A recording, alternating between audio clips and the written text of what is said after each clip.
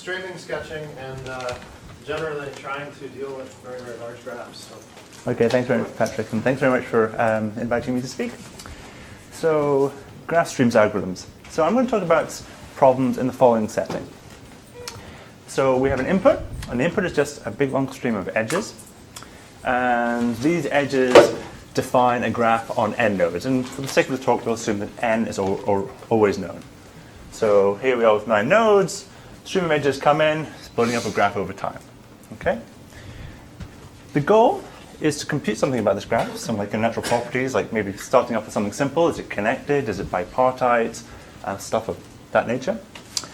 The catch is, though, I want you to compute these things as the data comes in without storing the entire graph. Yep. Just a quick question. So I guess when some edge is there, it's going to be there for the remainder of the time, or is? Yeah, for the sake of this model, yes, but we'll come back to that. Yeah, so edges rise, build up a graph over time. So we're trying to compute properties of this graph without storing the entire graph. So the specific computational constraints we have are we have limited working memory. As we see this stream of data, we can't afford to store the entire stream. Rather, we might have memory proportional to the number of nodes rather than the number of edges, or maybe even less available memory than that. We also have to process the edges in the order they arrive. We don't get to choose the order in which we process the data. And lastly, we want to process kind of every new edge very, very quickly. Whatever data structure we're maintaining, we want to be able to update that data structure very, very quickly. Okay, and I want to clarify that my stream of edges is arbitrary. I'm not assuming anything about that the graph is stochastically generated by some process or anything like this.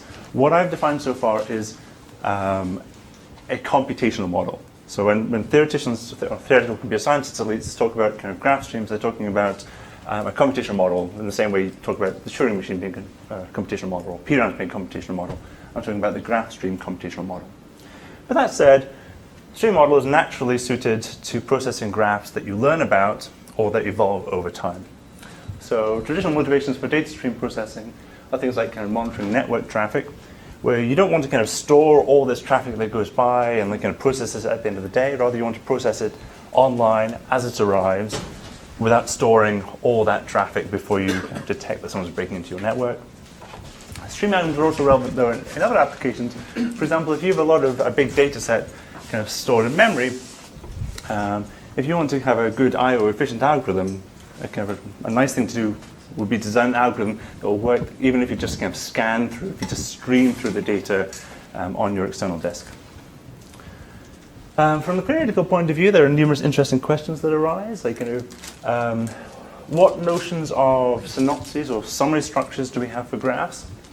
Because if graph streams is all about processing things in small space, the natural question is, well, how do we kind of compress or summarize the data we're trying to process?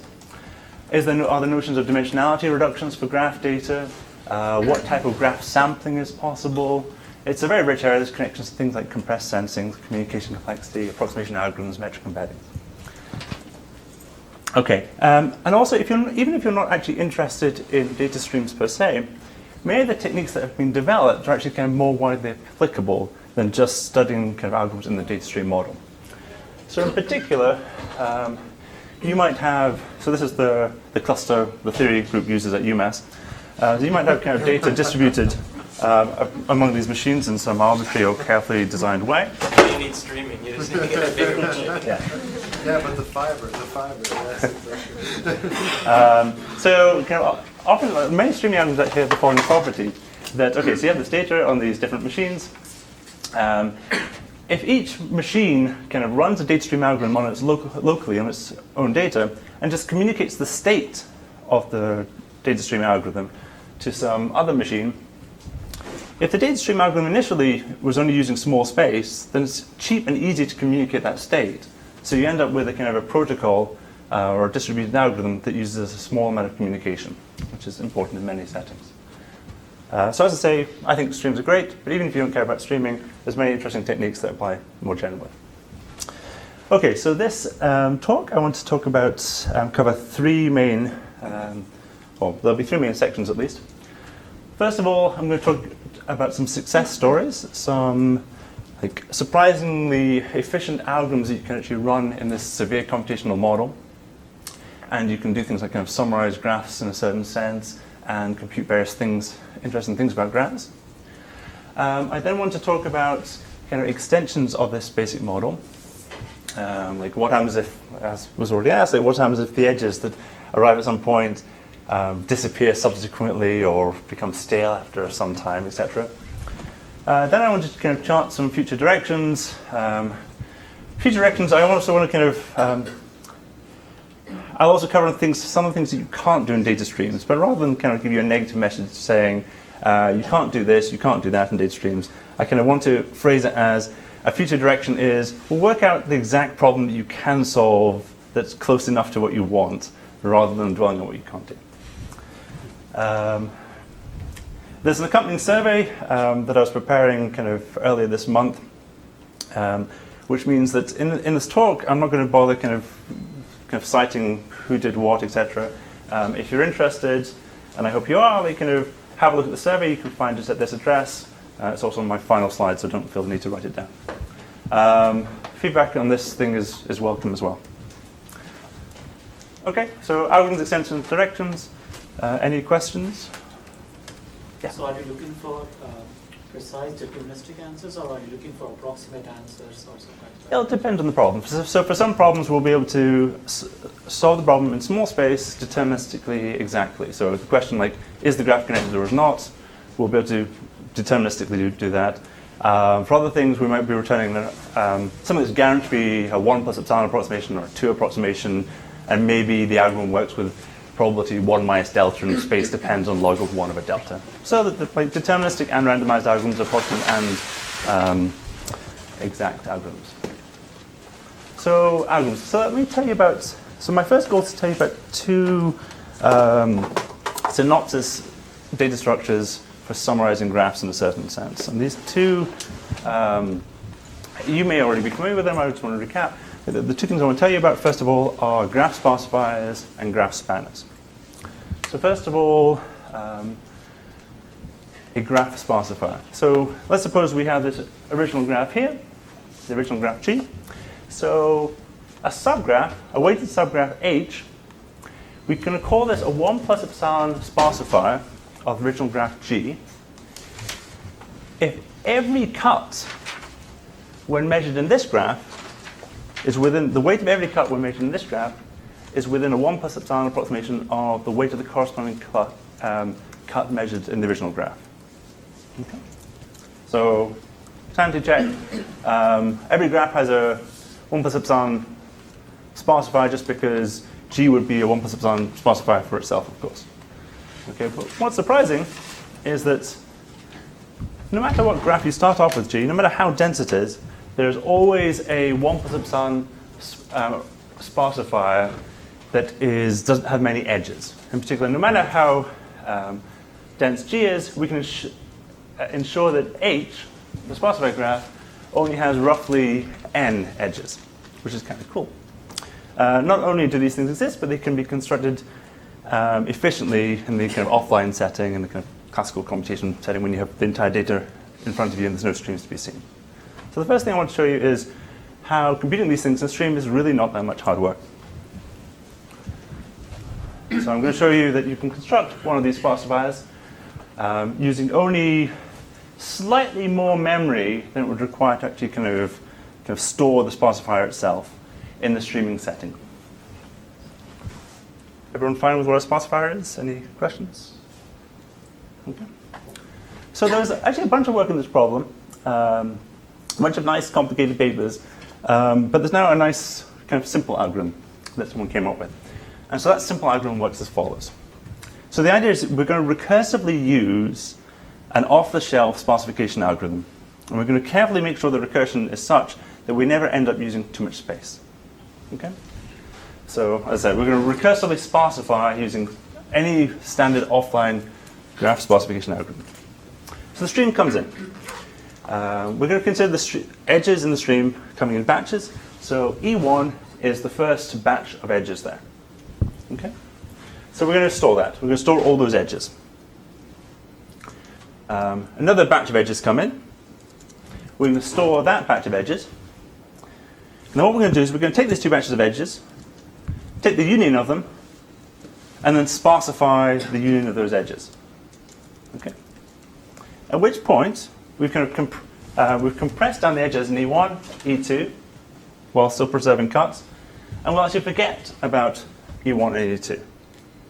Okay, so at this point, we're just keeping a sparsification of the first two batches of edges. A third batch comes in, we remember those edges. A fourth batch comes in, we remember those edges. At this point, we can take the union of these two batches, E3 union E4, we can sparsify that, and we can forget about E3 and E4. At this point, we can we're storing this in memory, we can put those together and re-sparsify them. So these edges now have been sparsified twice. So if every sparsification was preserving things up to a factor 1 plus epsilon, this double step is preserving things up to a factor 1 plus epsilon squared. So we can continue in this way. E5 comes in, we store it. E6 comes in, we store it. We take the union, we sparsify this stuff. Keep going. Amazing how much longer like preparing an animation takes than actually giving an animation. So E7, E8 come in. We now have these two guys in memory. Put them together, sparsify. Put these two top guys together, and we sparsify. And what you'll note, I won't go through any careful analysis in this talk. I'll try and keep it very light on proofs, just to try and give you the general intuition. Is so this entire stream length is going to be something like m edges.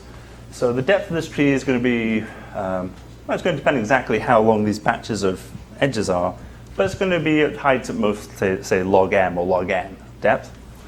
So the error at these d rounds of sparsification is going to be roughly 1 plus epsilon to the d. And because of the way we carefully did our sparsification recursively, we can ensure that we're only keeping at most roughly d sparse graphs at any one time. So the overall space ends up being kind of log n times the space to store a single sparsifier. Now this is a 1 plus epsilon to the d. We wanted 1 plus epsilon, so we can just reparameterize for epsilon. Thanks. Okay, not too hard at all, I hope. Any questions? Okay, cool. So that was for, okay, so this captured all in terms of actually doing approximating cuts. There's a more powerful notion of graph sparsification called spectral sparsifiers, which allows you to approximate like kind of spectral properties of the graph, like mixing times, eigenvalues, etc. Kind of all this framework also works for spectral sparsification of the same space. You can do simpler. So this was all cuts and spectral properties. You can do something similar for distances via a summary structure called a spanner. So we have our original graph here. A subgraph H is a k-spanner for G if all graph distances are preserved up to a factor k. So by graph distance, I just mean the smallest number of hops. I mean the distance between two nodes U and V is just the smallest number of hops between U and V. So this is a subgraph, so distances will increase in H. So for example, the distance between, I didn't do this on the fly. Well, the distances between, let's see, well, let's take 3 and 6 was initially 1, and now it's 3. So distances here have increased by almost a factor 3. So if this was true for all pairs, it would be a 3-spanner. Okay. So there's also a data stream algorithm. Okay, so once you've constructed the k-spanner, of course, you can now approximate the distance between any two nodes up to a factor k. Okay, so the second simple algorithm I want to show you, or hint at, is that if you want to construct a 2t minus 1 spanner, so think of t being a number between kind of 1 and 20, say, or sorry, 2 and 20, then there is an algorithm that uses space roughly n to the 1 plus 1 over t that will construct such a spanner. So if t is large, you'll be reducing your space, but your approximation factor will increase. So what is that simple algorithm? That's about. Andrew, did you say what was the space and time for the previous algorithm? Did you say that? I said, okay, yes, it's, but I should say it again since you asked. So you could start, sorry, were you asking about spectral or cuts? Or either? Okay, it's the overall streaming space will be n polylog n times 1 epsilon squared. So it'll just be polylog factors more than the space that would actually require just to hold the object. Running time. Oh, running time. Overall, it's going to be something like kind of n polylog n. Just because if you run it, if you use a fast, off-the-shelf, offline sparsification algorithm, it should amortize to worst case kind of log n extra But the black box operations. you're calling on each of them is on that smaller piece. You mean So you? it's not the runtime on each of the pieces, and then you need to combine them as you go up the tree? At any one step, you'll do it most log n combines. I'm not making any claim about a per item processing. I think in Mortize it should be m per log n. So okay, talking about running time. Yes, I'm not talking about, because of limited time, I'm not talking about running time that much. This spanner algorithm I'm going to give you is actually a very slow algorithm. It's space efficient, but it's very slow, but it can actually be made fast. So let me tell you what the algorithm is. But slow means per step, or at the end you have to do something that's going to be slow? What does the runtime mean? Oh, okay. So in general, I think, well, in general we care primarily about update time slow. Normally it just becomes a kind of classical algorithm design question to get the post-processing kind of fast. It's important, but it's normally not something that needs to be done afresh. Okay. So the algorithm for constructing a spanner, which is a subgraph such that edges don't blow up, so distances don't blow up by too much. So edges come in, and the idea is that the next edge UV, you're going to store it in your memory, unless it completes a small cycle, and a small is a cycle of length 2t minus 1 or less. Okay, so edges come in, that 4-8 completed a small cycle, so we'll ignore it. That 3-6 completed a small cycle, so we'll ignore it, etc. So we'll just keep on going like that. It's not too hard to argue that using this rule, you preserve all distances up to a factor 2t minus 1. Why is this? Well, you're only for a given edge UV, you're only going to ignore that edge if it completed a small cycle. If it completed a small cycle, there was already a path of length at most 2t minus 1 between the two endpoints. So for any edge you ignore, you've already got a detour that isn't too long, and so for any distance, you can kind of like build it up by a sequence of detours that doesn't increase the distance by too much.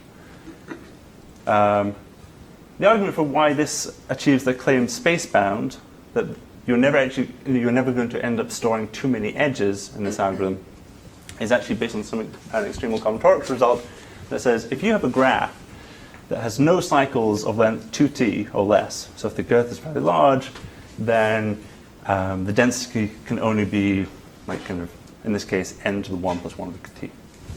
Okay, so that's spanners, two simple algorithms. As I say, like working out on a per update time, does an edge complete a small cycle? Naively, if you implemented that could take a long time, but there's ways to make the algorithm run fast. Just wanted to mention a couple of other algorithms that we've had a reasonable amount of success in. One is matchings. So here, the edges come in. You're trying to compute a large set of disjoint edges. By disjoint edges, I just mean that no two edges you store share an endpoint. And there's algorithms that use roughly O tilde n space that will compute a 2 approximation to the maximum cardinality matching, or a constant approximation to the maximum weighted matching. Many of these algorithms are based, at their heart, are based on greedy algorithms. And you can do better than these constant factors, people have realized, if you assume something about the ordering of the data. So for example, if the edges in the stream, I always said you had to kind of handle an arbitrary order, and your algorithm had to be correct no matter what the order the edges came in. But if the edges you promise, say, are grouped by endpoint, you can get a better approximation. Or if the edges are in random order, people have proved you can get a better approximation. Okay. There's some really nice recent work. I can't see the authors in the audience right now, on extending some of this to kind of sub-modular optimization problems. A lot of cool work on counting triangles. Sesha's going to talk about that next. So I'll say no more. Work on doing random walks in the streaming model, or simulating random walks, which is another way of like trying to assess whether how close related two nodes are to each other. Other work on constructing minimum spanning trees, checking whether graphs are bipartite, finding dense components, correlation clustering, approximating independent sets, etc. Okay. You said square root of 8 passes, passes of the stream? Yes, exactly. So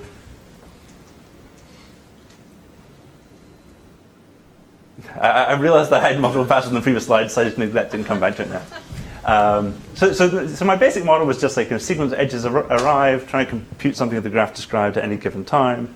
But there's various extensions of that basic model. One of which is we could have this notion that edges become stale after some threshold time.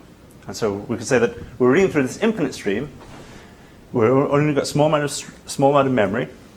And at any given time, you want to be able to estimate properties of the most recent, say, W edges. So there's been a fair amount of activity in that area. We can solve most of the aforementioned problems in this setting. The question here, kind of multiple passes, like often, if I let you, so far we've been talking about taking one pass through the stream. If I allow you to take multiple passes through the stream, obviously you should be able to do more, either in terms of getting better accuracy or use less space. One area this has been particularly successful in is approximating matchings. 2 minutes, thanks. There's also cool work on annotated streams. This is where you kind of outsource your stream computation. Like, you're this guy who's trying to process a stream of data, and you imagine like kind of a third party, which we normally call Merlin, like kind of to relate to kind of communication complexity results, who will maybe kind of add some extra information to help to aid with your computational process of computing something about the stream. But the catch is that we don't want to trust Merlin. We want Merlin to certify computation to us so we can verify that certification. This is all related to kind of interactive protocols and what have you. So I'm fast running out of time, which means I only have a second to allude to my nice vignette about dynamic graph streams. So something that I've worked on quite a bit recently is this case when edges can both be added and removed from the underlying graph. Can you still work out whether the graph is connected in small space, if there can be edge removals? There's no fast way to go through this animation. My favorite example of a dynamic graph is, how many people have seen the movie The Social Network? It's a really cool movie. So the movie starts off with Mark Zuckerberg and his then girlfriend in a bar. They're chatting, they're friends. They're not getting on too well though. So it turns out they're not friends. That's okay, Mark's got other friends. He's forming a company with Eduardo. He's being asked to get a ride social network by two twins, Tyler and Cameron. And he's soon attracting the attention of Silicon Valley bigwigs like Sean Parker, who's taking him to fancy nightclubs. This is all too much for Eduardo. Eduardo and Mark stop being friends. Tyler and Cameron realize what Mark's up to. They stop being friends. And the movie ends up with lawyers being friends. Okay. Why do I worry that might be the one thing you take away from this story? Okay, so dynamic graph streams pose a whole bunch of new problems. Like, for example, previously, if you have no edges being deleted, it's trivial to kind of keep a uniform sample of edges from the graph and make some inference from them. If there's edge deletions, you face the problem that, well, maybe the edge you've sampled so far that's uniform from the edges that haven't been deleted so far, maybe that's the sole guy you're remembering, but maybe that's the guy that gets deleted at the next step, in which case it's not a uniform sample from the remaining edge set. But using kind of streaming technique called L0 sampling, it's possible to actually maintain a uniform sample of edges in small space in this setting. Okay. There's other more powerful types of sampling we can do. I'll give a minute. Okay. Surely the animation brought me something. So there are other types of sampling we can do. One particularly powerful form of sampling is we can go through the stream and we can construct a data structure such that at any point you can give me a query, and the query will be a cut, a partitioning of the nodes. And this data structure will allow me to give you a random edge across that cut. And this is, as you imagine, a very powerful algorithmic primitive that allows you to do things like connectivity in the dynamic setting. In a similar space, you can also actually kind of sample edges with probability proportional to the reciprocal of them. You can sample an edge UV with probability proportional to the reciprocal of the min UV cut. And that's an important sample primitive that allows you to kind of build combinatorial sparsifiers in this dynamic setting. So I can't really talk. Let me skip this. I don't really have time to kind of go into the details of the sampling things. I was hoping to kind of show you a quick, surprising application of them, but let me instead jump to where I think might be interesting future directions and extensions. You can always ask me about that previous slide later.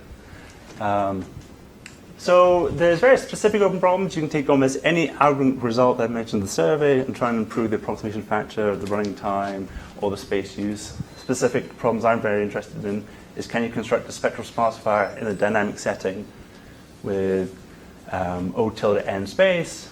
The best argument so far uses O tilde n to the 5/3 space.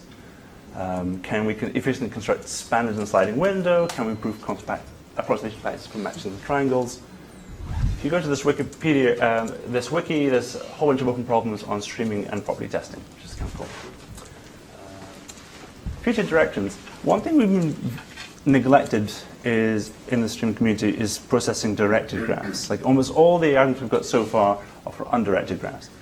This is because there are kind of information theoretic lower bounds on how well you can and even answer simple directed questions using one pass. Like you can't say, for example, is there a path from U to V in a directed graph? Like something like that we can't do unless we have a lot of passes. But people don't really know quite how many passes, and it might be that with only order log n passes, you can answer many, many interesting directed problems. That's one direction. I mentioned some stuff about stream ordering, like if you're promised something about the ordering of the edges, maybe there's extra things you can do. And most of the work is also focused on the case where you're allowed order n space. Now, for sparse graphs, this isn't much of an achievement because your graph is probably order n in the first place. Unfortunately, the lower bounds still kick in and say there's things you can't do with less than order n space. I think a natural way to get around this is to identify specific families of graphs that you're particularly interested in computing about and try and design algorithms tailored for those specific families of graphs and thereby kind of avoid these nasty lower bounds. There's also made deeper connections with distributed algorithms, communication complexity, dynamic graph data structures that I think are definitely worth exploring. Okay, that's my summary. If you want to have a look at the survey, and I'm definitely very happy if you can email me anything that doesn't make sense in the survey or a reference you think you've missed. That's where you'll find the survey. Thanks. Thank you.